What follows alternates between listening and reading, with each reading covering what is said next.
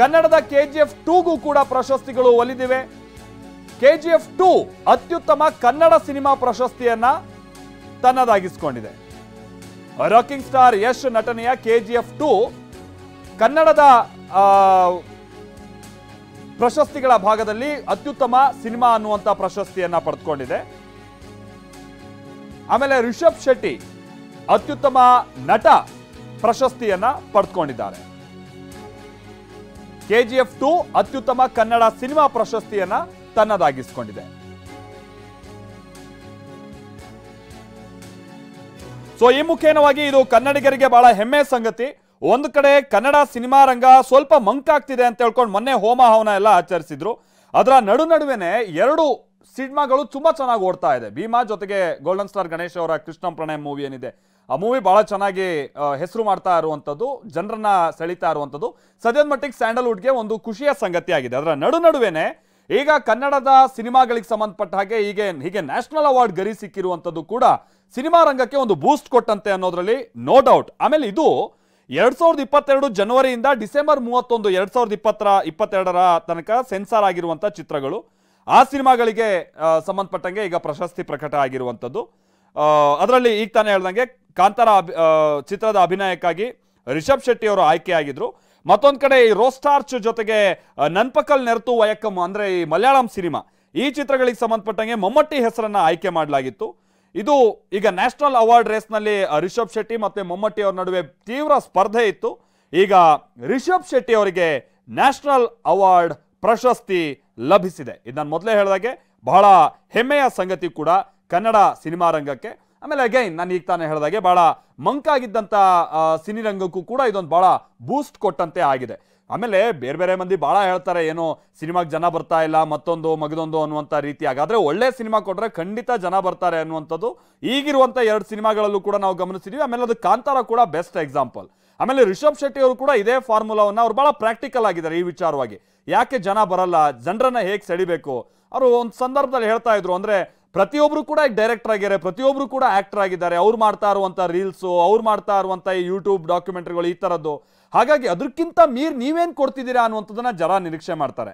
ಹಾಗಾಗಿ ಸುಮ್ಮನೆ ಜನ ಬರಲ್ಲ, ಜನ ತಿರಸ್ಕರಿಸ್ಬಿಟ್ಟಿದ್ದಾರೆ, ಕನ್ನಡ ಸಿನಿಮಾ ನೋಡಲ್ಲ, ಈ ತರದ್ದಲ್ಲ. ಒಳ್ಳೆ ಸಿನಿಮಾ ಕೊಟ್ರೆ ಖಂಡಿತವಾಗೂ ಬರ್ತಾರೆ ಅನ್ನುವಂಥನ್ನ ಸಾಧಿಸಿ ತೋರಿಸ್ತಂಥವ್ರು ರಿಷಬ್ ಶೆಟ್ಟಿ ಅವರು.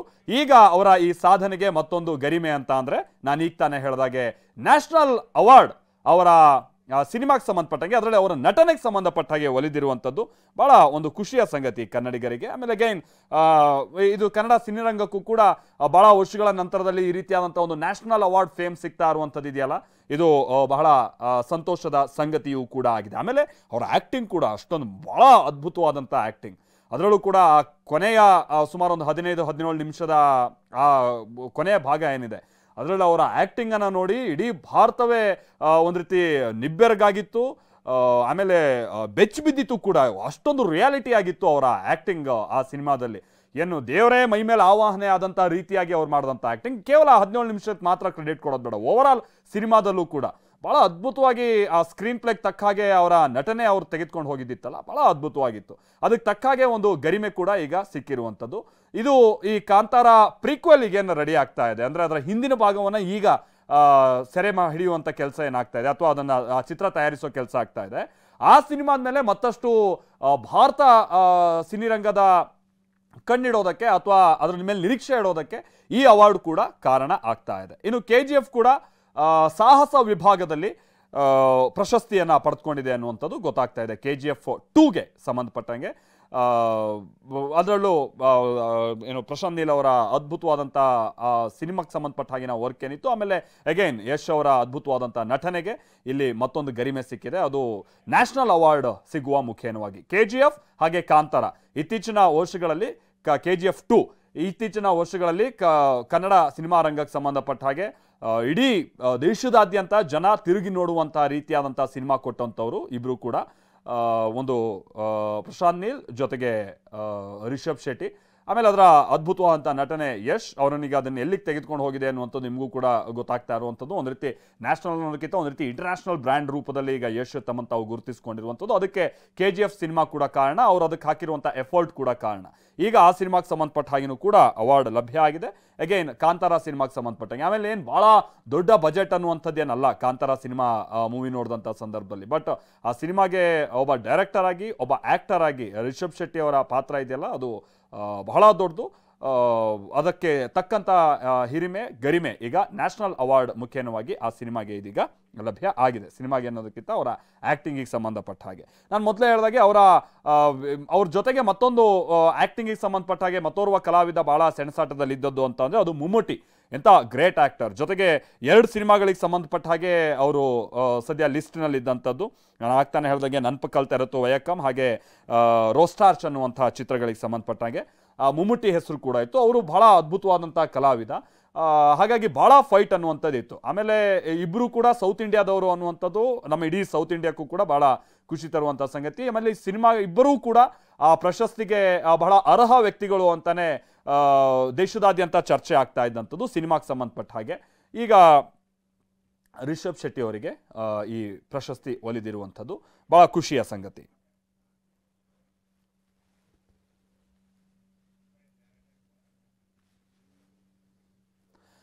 ಆಮೇಲೆ ಸಿನಿಮಾಗಳಿಗೆ ಸಂಬಂಧಪಟ್ಟಾಗೆ ಬೇರೆ ಬೇರೆ ವಿಭಾಗದಲ್ಲಿ ಈಗ ಅವಾರ್ಡ್ ಕೊಟ್ಟಿರುವಂಥದ್ದು. ಅಂದರೆ ಅದರಲ್ಲಿ ಒಂದು ಸಿನಿಮಾಗೆ ಸಂಬಂಧ, ಈಗ ಕನ್ನಡ ಸಿನಿಮಾಗೆ ಸಂಬಂಧಪಟ್ಟಂಗೆ ಏನೇನು ಯಾರ್ಯಾವ ಸಿನಿಮಾಗಳಿಗೆ ಸಿಕ್ಕಿದೆ ಅನ್ನುವಂಥದ್ದು. ಇನ್ನೊಂದು ಓವರಾಲ್ ಆಗಿ ಇಡೀ ಏನು ದೇಶದ ಸಿನಿರಂಗಕ್ಕೆ ಸಂಬಂಧಪಟ್ಟಂಗೆ ಅಂತ ಅವಾರ್ಡ್ಗಳು ಈ ಥರದನ್ನು ನಾವು ನೋಡ್ತಾ ಇದ್ದೀವಿ. ಸೊ ಕನ್ನಡ ಸಿನಿಮಾಗಳಿಗೆ ಸಂಬಂಧಪಟ್ಟಾಗೇನು ಕೂಡ ಅತ್ಯುತ್ತಮವಾದಂಥ ಕಿರುಚಿತ್ರ ಈ ಥರದ್ದೆಲ್ಲ ಅವಾರ್ಡ್ಗಳು ಲಭ್ಯ ಆಗಿದೆ. ಆ ಲಿಸ್ಟನ್ನು ನಾವು ನಿಮ್ಮ ಮುಂದೆ ಇಡ್ತಾ ಹೋಗ್ತೀವಿ. ಈಗ ತಾನೇ ಪ್ರಕಟ ಆಗಿದೆ. ಇನ್ನು ಅತ್ಯುತ್ತಮ ಮನರಂಜನಾ ಸಿನಿಮಾ ಅನ್ನುವಂಥದ್ದು ಕೂಡ ಅವಾರ್ಡ್ ಅದು ಕಾಂತಾರಾಗೆ ಲಭ್ಯ ಆಗಿದೆ. ಮಾಲ್ತೇಶ್ ಜಗಿನ್ ನಮ್ಗೆ ಇದಕ್ಕೆ ಸಂಬಂಧಪಟ್ಟಂಗೆ ಮತ್ತಷ್ಟು ಡೀಟೇಲ್ಸ್ ಕೊಡ್ತಾರೆ. ಮಾಲ್ತೇಶ್ ಜಗಿನ್, ಇದು ಓವರಾಲ್ ಸಿನಿರಂಗಕ್ಕೆ ಸಂಬಂಧಪಟ್ಟಾಗಿನ ಅತ್ಯುತ್ತಮ ನಟ ಈಗ ರಿಷಬ್ ಶೆಟ್ಟಿ ಅವರಿಗೆ ಅದು ಆ ಅವಾರ್ಡ್ ಸಿಕ್ಕಿರುವಂಥದ್ದಲ್ವ? ಉಳಿದಂತೆ ಯಾವ್ದ್ಯಾವ್ದು ಅವಾರ್ಡ್ಗಳು ಯಾವ್ಯಾವ ಸಿನಿಮಾಗೆ ಸಂಬಂಧಪಟ್ಟಂಗೆ ಓವರಾಲ್ ಏನು ಡೀಟೇಲ್ಸ್ ಗೊತ್ತಾಗ್ತದೆ? ಆಮೇಲೆ ಬಹಳ ವರ್ಷಗಳ ನಂತರದಲ್ಲಿ ಕನ್ನಡಕ್ಕೊಂದು ಹಿರಿಮೆ ಅಂತ ಕಾಣಿಸುತ್ತಿದ್ದು ಮಾಲ್ತೇಶ್ ಜಗಿನ್.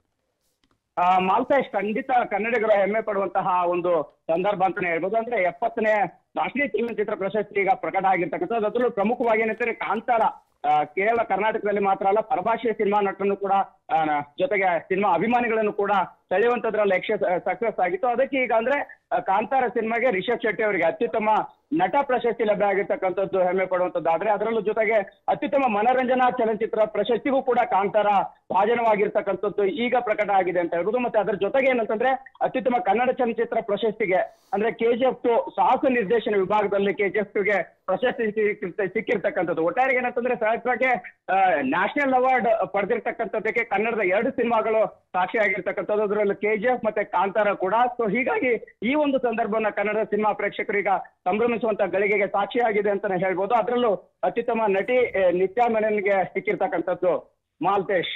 ಓಕೆ ಓಕೆ ಮತ್ತೊಂದು ವಿಚಾರ ಅಂದರೆ ಮಾಲ್ತೇಶ್ ಜಗಿನ್, ಈ ಕೊನೆ ತನಕನೂ ಕೂಡ ಭಾಳ ಫೈಟ್ ಇದ್ದದ್ದು ಮಮ್ಮೂಟಿ ಅವರ ಸಿನಿಮಾಗೆ ಸಂಬಂಧಪಟ್ಟಂಗೆ ಮಮ್ಮೂಟಿ ಅವರ ಆ್ಯಕ್ಟಿಂಗ್ ಜೊತೆಗೆ ರಿಷಬ್ ಶೆಟ್ಟಿ ಅವರ ಆ್ಯಕ್ಟಿಂಗಿಗೆ ಸಂಬಂಧ, ಅಂದರೆ ಇಬ್ಬರು ಕಲಾವಿದರ ನಡುವೆ ಅಲ್ವಾ? ಇಲ್ಲಿ ಮಮ್ಮೂಟಿಗೂ ಕೂಡ ಸಿಗ್ಬೋದು, ಯಾಕಂದರೆ ಅವ್ರ ಆ್ಯಕ್ಟಿಂಗ್ ನೀವು ಹೆಸರಿಸಿದಂಥ 2 ಸಿನಿಮಾದಲ್ಲಿ ಭಾಳ ಅದ್ಭುತವಾಗಿತ್ತು. ಹೇಗಿತ್ತು ಆ ಫೈಟ್ ಅಂತ ಹೇಳಿ ಸೌತ್ ಇಂಡಿಯಾದ ಈ ಇಬ್ಬರು ಸ್ಟಾರ್ಗಳ ನಡುವೆ? ಖಂಡಿತ ಅಂದ್ರೆ ಈಗ ಏನಂತಂದ್ರೆ ಬೆಳಗಿನಿಂದ ಕೂಡ ಒಂದು ಪ್ರಶಸ್ತಿ ಅನೌನ್ಸ್ ಆಗುತ್ತೆ ಅಂತ ಅಂದಾಗ ಸಹಜವಾಗಿ ಕೊನೆಗಳಿಗೆ ಎಲ್ಲಿ ಯಾರಿಗೆ ಸಿಗ್ಬೋದು ಅನ್ನುವಂಥದ್ದಿತ್ತು. ಆ ನ್ಯಾಷನಲ್ ಅವಾರ್ಡ್ ರೇಸ್ ನಲ್ಲಿ ರಿಷಬ್ ಶೆಟ್ಟಿ ಅವರು ಮತ್ತೆ ಮಮ್ಮೂಟಿ ಅವರು ಇಬ್ರು ಕೂಡ ಇತ್ತಂದ್ರು. ಸೊ ಸಹಜವಾಗಿ ಕಾಂತಾರ ಸಿನಿಮಾಗೆ ಈಗ ಲಭ್ಯ ಆಗಿರ್ತಕ್ಕಂಥದ್ದು. ಸೊ ಇನ್ನೊಂದೇನಂತಂದ್ರೆ ಮಮ್ಮೂಟಿ ಅವರ ಜೊತೆಗೆ ರಿಷಬ್ ಶೆಟ್ಟಿ ಅವರು ಪೈಪೋಟಿಯನ್ನ ಮಾಡಿ ಕೊನೆ ಕ್ಷಣಕ್ಕೆ ಕನ್ನಡಕ್ಕೆ ಪ್ರಶಸ್ತಿ ಪಡೆದಲ್ಲಿ ಯಶಸ್ವಿ ಆಗಿದ್ದಾರೆ ಅಂತಾನೆ ಹೇಳ್ಬೋದು. ಸಹಜವಾಗಿ ಏನಂತಂದ್ರೆ ಆ ಸಿನಿಮಾಗೂ ಕೂಡ ಅಂದ್ರೆ ಮಮ್ಮೂಟಿ ಅವರ ಸಿನಿಮಾಗೂ ಕೂಡ ಸಾಕಷ್ಟು ಅಂದ್ರೆ ಒಂದು ನಿರೀಕ್ಷೆ ಇತ್ತು. ಆ ನಿರೀಕ್ಷೆ ಈಗ ಕೊನೆ ಗಳಿಗೆಯಲ್ಲಿ ಆಗಿದೆ ಅಂತಾನೆ ಹೇಳ್ಬೋದು Maltesh. Okay okay thank you Maltesh Jagin. ಮತ್ತಷ್ಟು ಅಪ್ಡೇಟ್ಸ್ಗಾಗಿ ನಾನು ನಿಮ್ಮನ್ನು ಸಂಪರ್ಕ ಮಾಡ್ತೀನಿ. ಈಗ ಅದು ಪ್ರಕಟ ಆಗ್ತಾ ಇದೆ. ಇನ್ನೊಂದಷ್ಟು ಡೀಟೇಲ್ಸ್ಗಳು ಕೂಡ ಕನ್ನಡ ಸಿನಿಮಾಗೆ ಸಂಬಂಧಪಟ್ಟ ಹಾಗೆ ಲಭ್ಯ ಆಗುತ್ತೆ. ಅದನ್ನು ನಾವು ನಿಮ್ಮ ಮುಂದೆ ಇಡ್ತೀವಿ. ನಾನು ಮೊದಲೇ ಹೇಳಿದಾಗೆ ಇದು 2022 ಜನವರಿಯಿಂದ ಡಿಸೆಂಬರ್ 31ರವರೆಗೂ ಸೆನ್ಸಾರ್ ಆದಂಥ ಸಿನಿಮಾಗಳು. ಅಂದರೆ ನಿಮ್ಗೆ ಗೊತ್ತಿರ್ಬೋದು, ಕೊರೋನಾದ ಭಾಳ ಸಂಕಷ್ಟದ ಸಂದರ್ಭದಿಂದ ಆಗ್ತಾನೆ ನಾವು ಹೊರಗೆ ಬಂದಂಥ ಸಂದರ್ಭ ಅದು. ಇಡೀ ಕನ್ನಡ ಸಿನಿಮಾ ರಂಗ ಹೆಂಗಪ್ಪ ಮುಂದೆ ಅನ್ನುವಂಥ ರೀತಿಯಾಗಿ ಯೋಚನೆ ಮಾಡ್ತಾ ಇದ್ದಂಥದ್ದು. ಬೇರೆ ಬೇರೆ ಇಂಡಸ್ಟ್ರಿಗಳಿಗೂ ಕೂಡ ಅದೇ ಸಂಕಷ್ಟದಲ್ಲಿತ್ತು.